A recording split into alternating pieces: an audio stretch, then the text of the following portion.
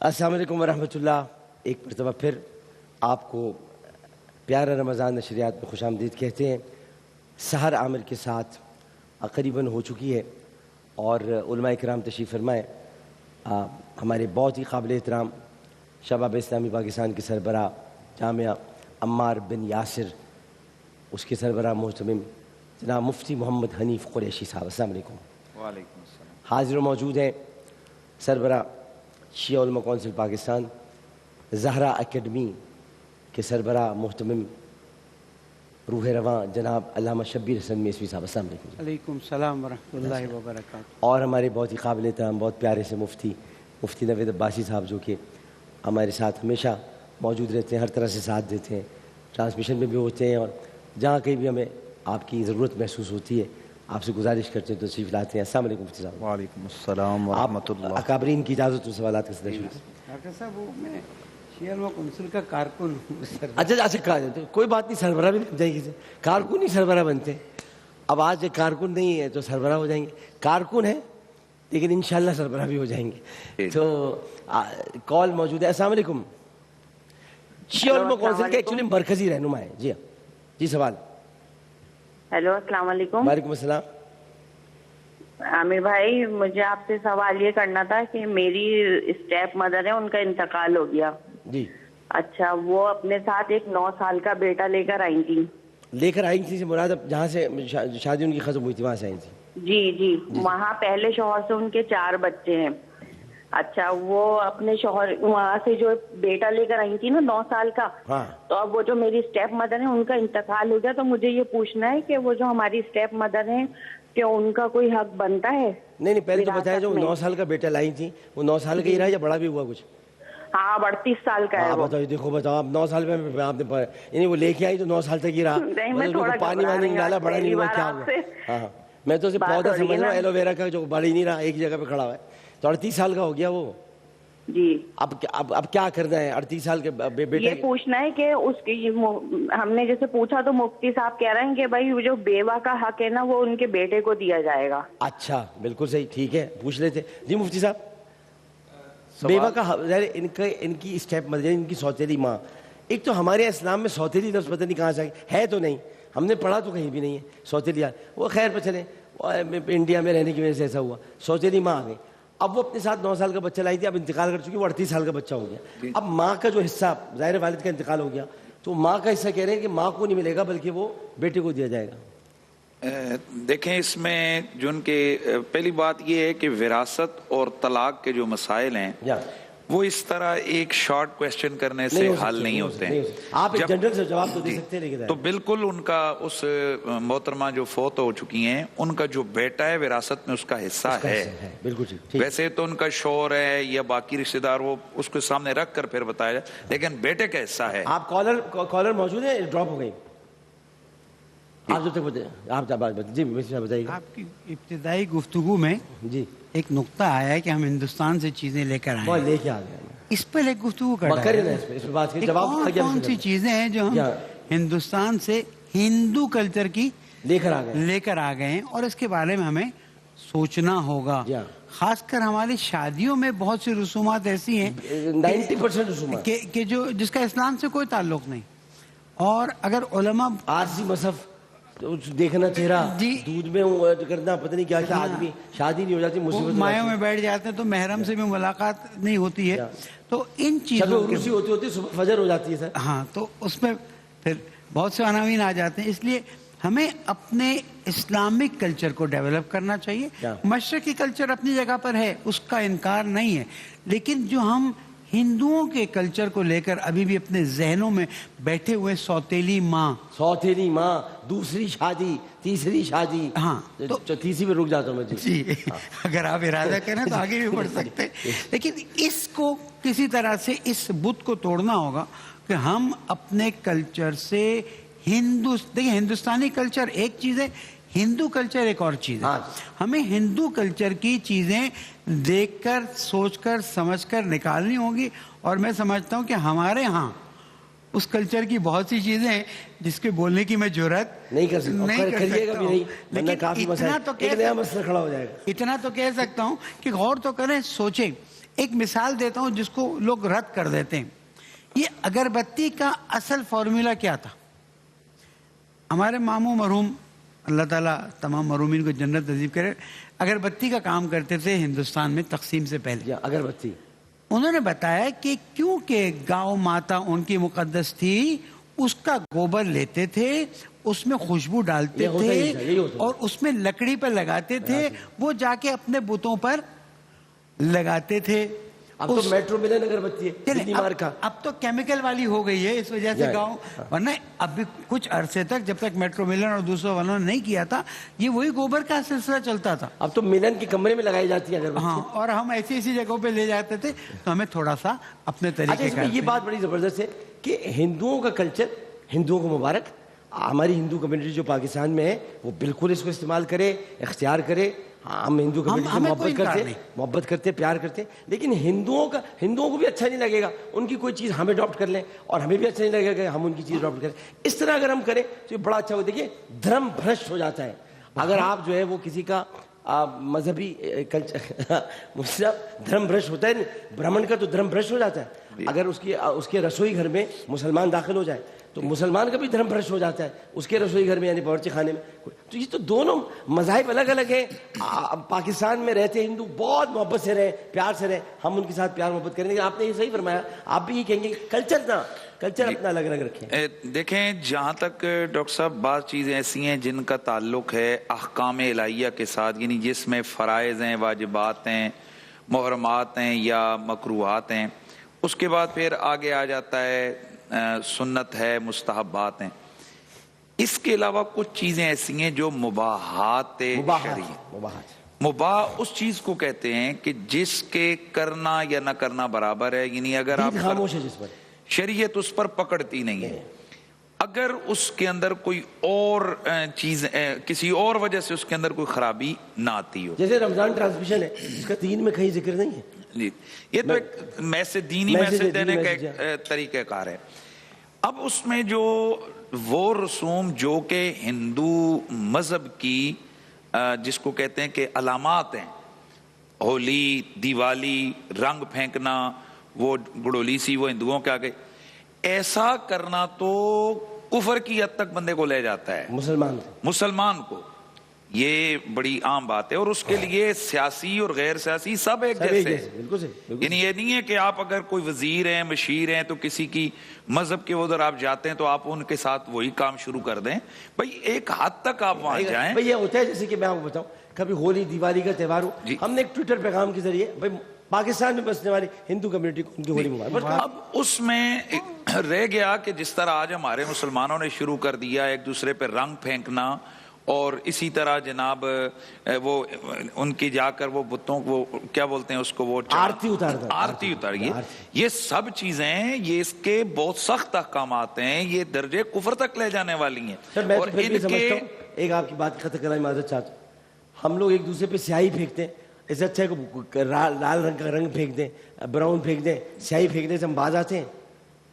جی میں ایسی عذرائت فنون کہہ رہا ہوں کہ ہم سیاہی پھینک دیتے ہیں اپنے ہی مسلمانوں پر. جی دیکھیں اس میں ایک ہے ڈاکٹر صاحب, دیکھیں ایک ہے مذاق میں ہم ایک دوسرے پہ پانی پھینک رہے ہیں, کسی کو کچھ, یہ ایک الگ بات ہے. ایک کہ ہندوؤں کی ہولی والے دن آپ اس کو سیلیبریٹ کر رہے ہیں, آپ مسلمان ہیں, آپ کے لیے جائز نہیں ہے, آپ اللہ کے آگے پکڑے جائیں گے. بالکل صحیح بات ہے. یہ بھی نصیحت فرمائے کہ پھر جو فلمیں دیکھتے ہیں وہ فلموں میں ہولی کے گانے بڑے سنتے ہیں, رنگ بر سے بھیگے چنر والی رنگ بر سے, یہ بھی سنتے ہیں. اچھا میں اسی طرف آ رہا ہوں. اس میں اب آ جاتے ہیں ہم رسومات کی طرف. اب وہ رسومات کہ جو ہندو مذہب کا حصہ نہیں, جسٹ ایک علامتی طور پر مثلا ان کے معاشرے کا ایک رواج ہے, جیسے مہندی لگا دینا یا اسی طرح وہ دولہے کے آگے وہ سہرا ڈال دینا. یہ اچھا مہندی تو عربوں میں بھی لگتی تھی, عربوں میں عرب بھی لگا. اس میں کوئی مذہب کا کانسیپٹ نہیں ہے.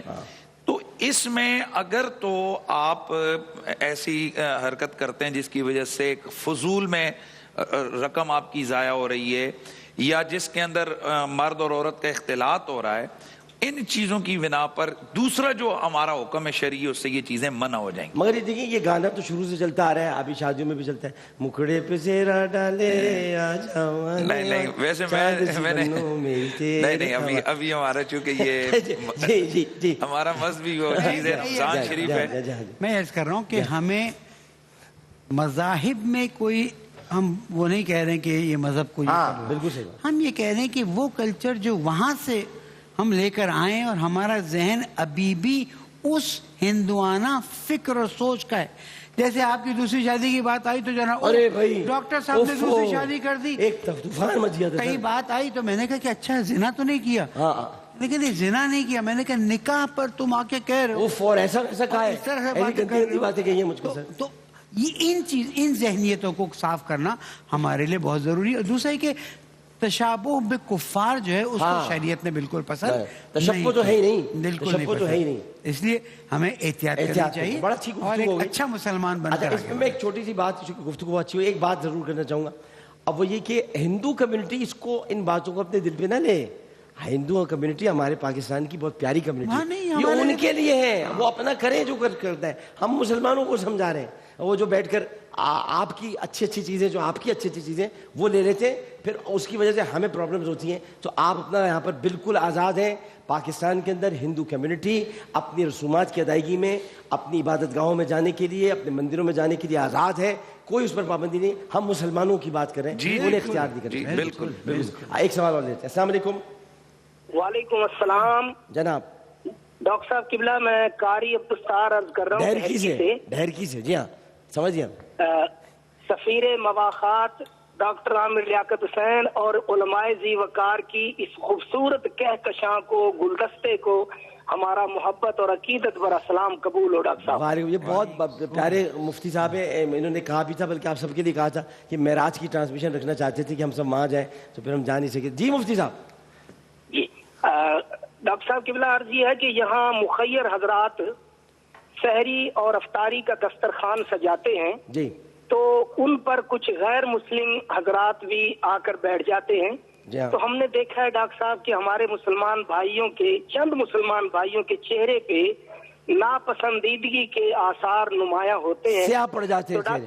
تو ڈاکٹر صاحب قبلہ ماشاءاللہ آپ کی گفتگو کا ایک ایک لفظ ہمارے علم میں اضافے کا باعث ہے, اور اللہ تعالیٰ آپ کو نظر بد سے بچائے, اور خدا کرے کہ ہمارے ملک کی وزیر اعظم کی نظر بھی آپ پہ پڑے اور آپ سے کوئی کام لے لے کہ میرا ملک جس اذیت سے شکار ہے اس علماء ذی وقار کی کہکشاں سے, اگر وہ بھی کام لے لیں تو پیٹ بنا کے بٹھایا ہوا انہوں نے, بیٹنگ نہیں آ رہی, بس اور کچھ نہیں ہے.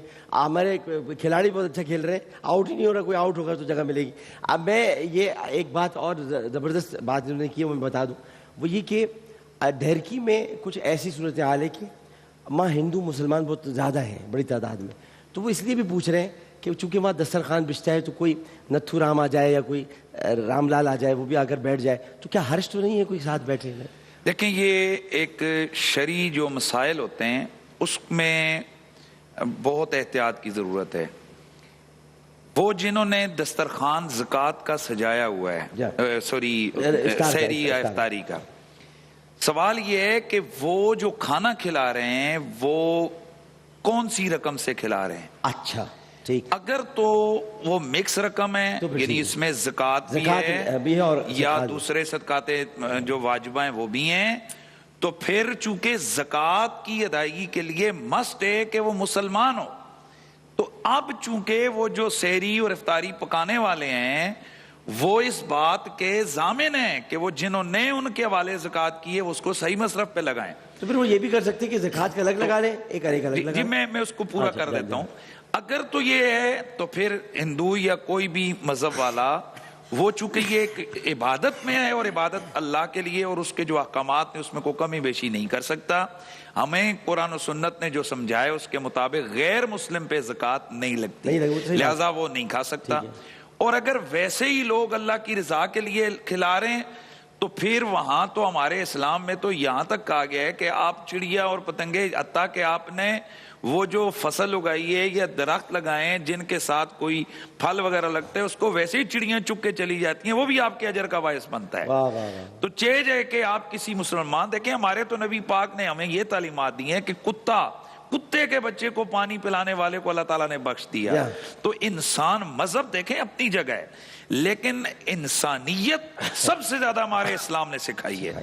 تو اس میں اگر ویسے ہی وہ کھلا رہے ہیں تو بالکل وہ کھلا سکتے ہیں. ڈاکٹر صاحب وہ جو پہلا سوال تھا خاتون کا, وہ یہ پوچھنا چاہ رہی تھی کہ ان کے والد کا انتقال ہوا تو اب امی کے حصے میں سے اس بچے کو ملے گا, تو اب والد کا اگر انتقال ہوا ہے تو وہ امی کا حصہ تو ہوگا, اس کے بچے کا حصہ نہیں ہے, وہ جو ان کے گھر میں رہ رہا ہے اس کا حصہ تو نہیں ہے, وہ تو ہے ہی نہیں, اس والد کا کی اولاد نہیں ہے. غالباً ان کا یہ سوال تھا یہاں جو مفتی صاحب نے فرمایا.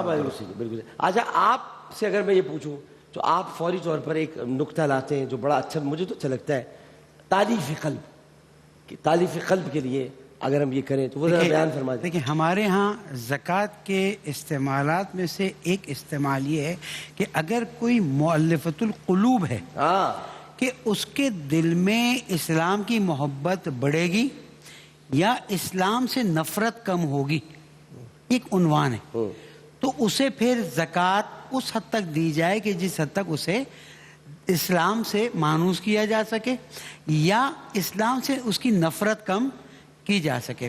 اس لیے اس وقت آپ کے نزدیک اگر دسترخوان بچھا ہوا ہے اسے اٹھنے نہ دیں. میں عرض کر رہا ہوں زہرا اکیڈمی آپ کی دعا سے پورے پاکستان میں جہاں پانی کی ہینڈ پمپس اور سولر پمپ لگاتے ہیں تو تھر میں کئی جگہوں پر ایسی جگہ نکلی ہیں کہ جہاں پر اہل ہنود جو ہیں وہ زیادہ مسلمان کم ہیں.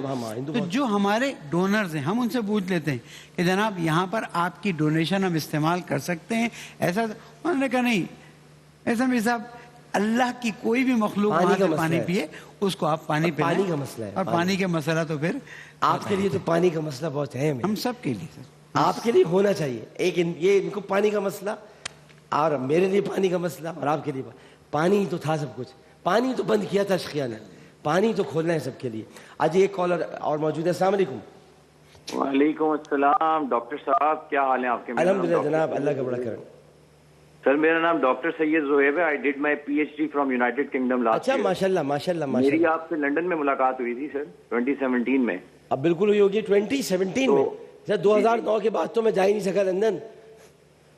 اچھا ہاں 2009 کے بعد تو میں لندن ہی نہیں جا سکا, مجھے تو جانے ہی نہیں دیتے لندن. اس کی وجہ بھی بتا دینا, چھوڑ دیں. روحانی طور پر آپ کو دیکھ لیا ہوگا. یہ سر کوشچن تھا, ایک کوشچن تھا جی, یہ پوچھنا تھا, یہ جو نیشنل سیونگ اسکیمز ہیں ہماری پاکستان کی سر, یہ سود کے اندر شامل ہوتی ہیں مفتی حنیف قریشی صاحب سے اور جو ہمارے میسفی صاحب ہیں. نیشنل سیونگ اسکیم, بالکل جی, نیشنل سیونگ اسکیم سود کی ضمن میں آتی ہے. جی بالکل, نیشنل سیونگز کے یہ جتنے بھی پاکستان میں جو اس وقت چل رہے یہ سارے سود ہی کی ایک شکلیں, لہذا اس سے اجتناب لازمی ہے. ٹھیک ہے, آپ تو قطعاً اختلاف کروائیں. اس میں مسئلہ یہ ہے کہ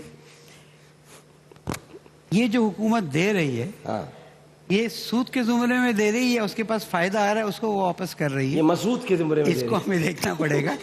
میں کہتا ہوں اختلافی مسئلے پہ جانے کے بجائے اب اسلامک بینکنگ اتنی آگے نکل گئی اور اتنی پروڈکٹس اسلامک بینکنگ کی آ گئی ہیں کہ اب دل کھول کے تکافل پر آ جائے اسلامک بینکنگ. آپ کیا فرماتے ہیں ڈاکٹر صاحب؟ بینکاری تو بنیادی طور پر جس کی بنیاد جس چیز پر ہے اس کو اسلامک بینک کا نام دیں یا غیر اسلامی بینک کا, میرے نزدیک تو برابر ہے. آپ مفتی منیف صاحب ناراض رہیں گے؟ سب ناراض ہو جائیں, ہم تو وہ بات کرتے ہیں جو نادر بات ہو. اور مفتی منیف صاحب مشیر ہیں برج بینک کے. کوئی بھی ناراض ہو ڈاکٹر صاحب, شرعی بات ہے. میرا نقطۂ نظر یہ ہے, ہمارے اساتذہ کا نقطۂ نظر یہ ہے کہ یہ سب برابر ہے اور اس میں جواز کی صورت نہیں نکل سکتی. اچھا, مگر آپ کیا تو نکلتی ہے بہت واضح طور پر. نکالے جواز اسلامک بینکنگ میں شرعی عنوان سے بات کر رہے ہیں. اسلامک بینکنگ میں تقریباً 90%. میں ممنون حسین نہیں ہوں سر جو میں کہوں کہ سود کا ذرا جواز پیدا کرے. میں نہیں کرنا. ایک سوال میں کر لیتا ہوں. اسلامک بینکنگ میں 90% اصول جو ہیں وہ اسلامی ہو گئے ہیں. ہم تو شریعہ ایڈوائزر ہے نا. ایک سوال میں عرض کر سکتا ہوں, یہ اسلامک بینکاری کرنے والے جو اس کو شرعی جو ہے وہ شیلٹر فراہم کرتے ہیں, ان کو 10-10 20-20 لاکھ روپے تنخواہیں کیوں کر ملتی ہے؟ اچھا یہ بھی بتائیں, آپ کا مدرسہ ہے جامعہ, اس کا اکاؤنٹ ہے؟ میرا مدرسہ ہی نہیں ہے تو اکاؤنٹ کہاں سے؟ نہیں، جامعہ جو جہاں پر بھی زکوٰۃ وکات کے پیسے آتے ہیں اکاؤنٹ تو ہوگا. گھر پہ کسی کا اکاؤنٹ ہے؟ اکاؤنٹ ہونا ایک الگ بات ہے. اکاؤنٹ ہونا ایک الگ بات ہے. نہیں ڈاکٹر صاحب، اس میں ایک چیز ہے جو ہمارے علماء ہیں، بے شک کوئی بھی ہو، وہ میں بھی ہوں، کوئی بھی ہو، وہ یہ کہتے ہیں کہ اجتناب بہتر ہے. احتیاط کریں. اختلاف تو ہے ہی ہے نا، تو ہر ایسی چیز جس میں اختلاف ہے اس سے نکلیں. جو میسمی صاحب، میں چلیں ہم آف دا ریکارڈ اس میں بات کریں گے. آف دا ریکارڈ سب آن دا ریکارڈ. جی جی. اس میں میرا یہ ایک بڑا، جس میں ہم لوگ دیکھتے ہیں کہ وہ جو بینک یا اسلامی ہو یا غیر اسلامی کوئی بھی ہو، وہ جو آپ کو واپس کر رہے ہیں، وہ کہہ رہے ہیں ہم اس کو لگا رہے ہیں، کسی جگہ لگا رہے ہیں، کرنٹ پہ کھول رہے ہیں نا سر، پی ایل ایس میں نہیں ہے. اس میں یہ ہے کہ مضاربہ جو ہے، مضاربہ کی صورت بن گئی، تو کیا چلتے کاروبار میں مضاربہ جائز؟ سر وہ ایک پی ایل ایس اکاؤنٹ ہوتا ہے، ایک کرنٹ ہوتا ہے. یہ کرنٹ میں کھولے ہوئے ہم تو اسی بات پہ آ رہے ہیں. کرنٹ اکاؤنٹ، اس پیسے سے واپس نہیں ملیں گے، کچھ نہیں ملے گا. نہیں، جو رکھوایا وہی ملے مسئلہ گا. نہیں ہے نا کرنٹ میں تو کوئی کرنٹ رکھنے میں کوئی مسئلہ نہیں ہے. لیکن اس بات کو یاد رکھیں کہ علماء نے فقہی نظریات کو نظر میں رکھتے ہوئے تمام مسالک کے قوانین بنائے ہیں. انہی قوانین اور اصولوں پر آگے بڑھ رہی ہے، اور اسی لیے اس وقت اسلامک بینکنگ میں بہت زیادہ ترقی ہو رہی ہے. بس صرف پیسے رکھے اور آ گئے، اس میں نہ جمع ہوئے نہ کما ہوئے نہ کچھ. عملاً ایک مشکل ہے کہ بعض جگہوں پہ عملاً غلطی کر جاتے ہیں، اس کو پکڑا جا رہا ہے. دیکھیے رپورٹنگ ہوتی ہے. ابھی اگر آپ بینک میں رکھنا بھی نہیں چاہتے، اپنی جیب کا نام رکھ لیں، نوید عباسی بینک، اس میں پیسے رکھے، اس میں سے نکال لی. اکاؤنٹ تو یہ بھی آپ کا ایک ہے نا، اس کو اپنے پاس رکھیں. اب بہت بہت شکریہ پیشی صاحب آپ کا، نوید بھائی آپ کا بہت بہت شکریہ. جناب آج میں اصل میں مفتی حنیف قریشی صاحب کے چہرے پہ مسکراہٹ لانا چاہتا ہوں. کل سے دل گرفتہ ہے بیچارے، میں چاہتا تھا مسکرائیں تھوڑا سا، تو آج ان کی مسکراہٹ بھی اچھی لگتی ہے. ہم ان کی مسکراہٹ بھی قربان ہیں. بات یہ ہے جو اس وقت ملک میں ہو رہا ہے، کون ایسا مسلمان ہے جس کا دل دکھا ہوا نہیں ہے؟ لیکن مزہ یہی ہے نا کہ دل تو دکھے لیکن استقامت بھی رہے. جی دیکھیں، استقامت اللہ تعالیٰ عطا فرمائے، سب کو عطا فرمائے. ٹھیک ہے جی، فجر کی اذان کا وقت ہوا چاہتا ہے کراچی، اس کے مضافات میں ایک وقفہ لیتے ہیں. وقفے کے بعد حاضر ہوں گے، اذان دیں گے حافظ احمد رضا قادری صاحب. السلام علیکم ورحمۃ اللہ.